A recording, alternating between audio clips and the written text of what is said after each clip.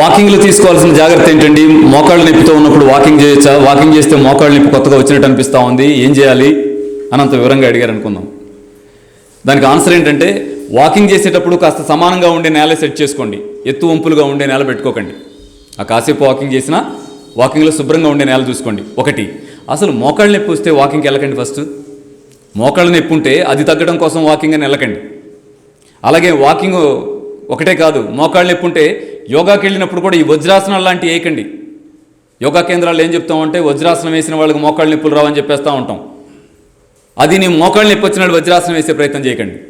వజ్రాసనం వేసినా మోకాళ్ళు నొప్పి పెరుగుతుంది, మోకాళ్ళు నొప్పిండి వాకింగ్కి వెళ్ళినా కూడా మోకాళ్ళు నొప్పి పెరుగుతుంది. ఎందుకు?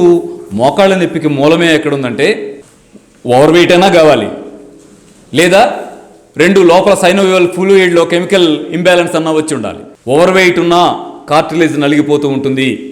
అలాంటి పొజిషన్లో మీరు వాకింగ్ పెట్టుకుంటే నలిగిన దగ్గరే, ఇబ్బంది పడిన దగ్గరే నొక్కినట్టయితే నొప్పుంటుందా? కాబట్టి అది రిపేర్ అయ్యేదాకా ఆహార నియమాలు పాటించండి.